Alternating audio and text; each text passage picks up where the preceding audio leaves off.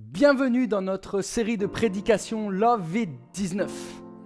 Alors que la planète est plongée dans l'une de ses plus grandes crises, nous voulons croire, nous voulons crier, nous voulons exclamer fort que l'amour aura toujours le dernier mot. Que dans chaque crise, il y a une très belle perspective, qu'on a besoin les uns des autres, que le ensemble sera toujours plus fort. Que nous voulons honorer toutes les personnes disparues. Que ce souvenir, c'est vivre. Que notre héritage, c'est la solidarité. Nous avons créé un site internet pour ne jamais oublier. Un site où vos témoignages et vos actions d'amour sont répertoriés pour que chacun puisse avoir cet encouragement et tirer les bonnes choses positives de ce Covid-19. Love-It-19, toi aussi, marque l'histoire pour ne jamais oublier. Tu peux aller visiter le site sur l'adresse qui s'affiche maintenant sur l'écran. Aujourd'hui, nous sommes dans notre premier message de la série Love-It-19. Et j'aimerais aujourd'hui te parler de tes souvenirs. Quels souvenirs tu as de ton passé ? Que mets-tu en place pour qu'aujourd'hui soit dans le futur un souvenir positif? Oui, je crois que nos futurs souvenirs dépendent en partie de ce que tu mets en place aujourd'hui. Je dis en partie parce que je sais que beaucoup de choses peuvent arriver dans nos vies et que toi et moi, nous ne maîtrisons pas tout. Et c'est peut-être pas plus mal. Je le sais pour l'avoir vécu et certainement que toi aussi, notre passé peut être tellement douloureux. Il y a certaines choses que l'on regrette. On voudrait tous pouvoir revenir en arrière pour refaire des scènes de nos vies qu'on a mal faites, on n'a pas géré la situation. Des mots peut-être qu'on a dit trop vite, des colères qu'on a trop vite exprimées. Nos manques d'attention, nos manques d'écoute, bref, ce que chaque être humain peut expérimenter dans sa vie. Mais aussi toutes les belles choses extraordinaires que tu as vécues, qui t'ont procuré tellement de joie. Quand je dis cela, je pense à une chose en particulier, le moment où tu es tombé amoureux. Est-ce que tu te souviens de ça, ce moment où tu es tombé amoureux? Tu te souviens de ton premier amour? Est-ce que tu te rappelles de la joie, l'enthousiasme, l'exaltation, la plénitude, le contentement et les nombreuses heures au téléphone? D'ailleurs, en passant une pensée pour tous les opérateurs qui ont déposé le bilan parce que tu as tellement passé de temps au téléphone. Bref, le pur et simple moment où tu es tombé amoureux. Pour toi, le monde entier s'éveillait à un printemps magnifique, rempli de coquelicots, de tulipes riches en couleurs et des lits blablabla. Tu vois ? Tu avais trouvé quelqu'un qui t'aimait et que tu aimais en retour. Et tout semblait différent à la lumière de cette expérience merveilleuse dans ta vie. Tes émotions étaient à fleur de peau et tu commençais chaque nouvelle journée comme une nouvelle occasion d'aimer et d'être aimé. Et tous les autres aspects de ta vie prenaient un nouveau sens. J'aime ce verset dans Apocalypse 2, verset 4. Il est écrit « Mais ce que j'ai contre toi, c'est que tu as abandonné ton premier amour. » Jésus utilise une expérience humaine très commune pour aider la communauté d'Éphèse à se souvenir de ce qu'ils ont ressenti quand ils venaient de découvrir l'amour de Jésus pour eux, l'amour de Jésus dans leur vie.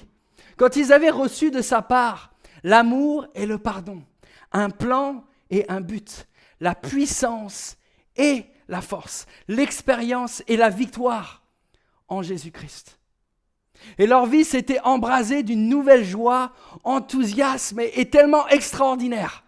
Mais au fil des années, quelque chose s'est produit. Petit à petit, ils n'obéissaient plus que par devoir et leur vie était devenue tellement terne. Ils avaient perdu l'émerveillement de connaître et d'aimer Jésus. Les activités de leur vie les avaient tellement absorbés qu'ils n'entretenaient plus cette relation personnelle avec lui. Cette relation qui communique la chaleur et l'enthousiasme d'une vie. Ils avaient travaillé pour lui et non avec lui. Et je crois que cette histoire est en fait le reflet de la nôtre. Et que c'est une clé très importante pour notre vie aujourd'hui. Pendant ces temps de confinement où la vie est en train et le train-train quotidien sont tellement différents que ceux d'habitude, c'est le moment idéal pour se poser les bonnes questions, se remettre aussi en question, écouter et surtout ne pas être simplement dans la tâche, mais s'inviter à travailler aux côtés de Jésus. Moins il y aura de toi, plus il y aura de lui.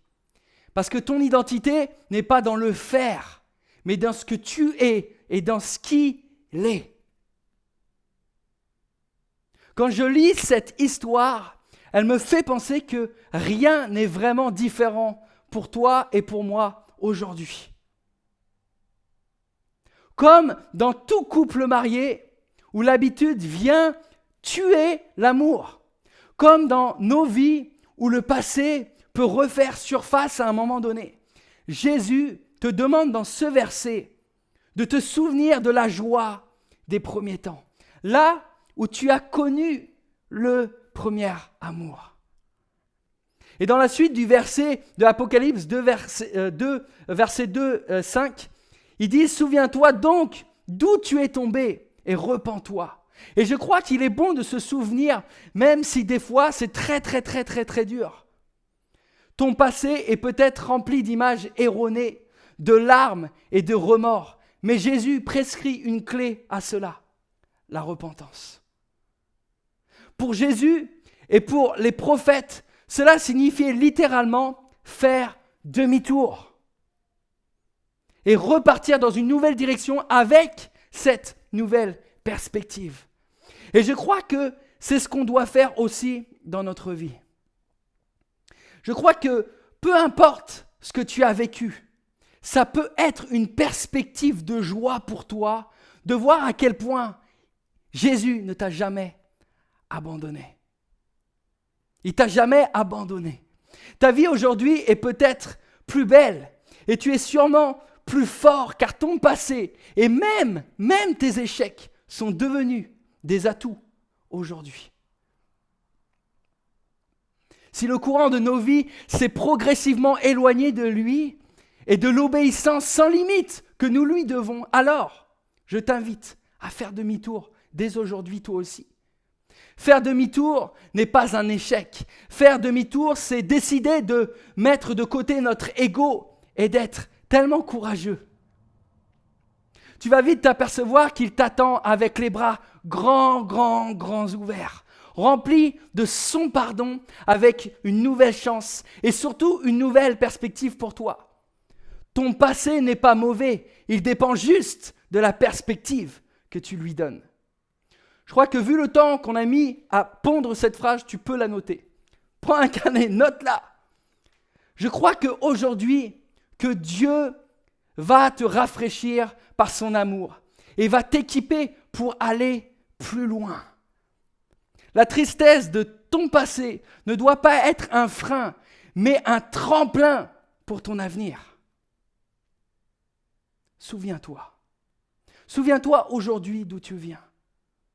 Ce que tu as appris.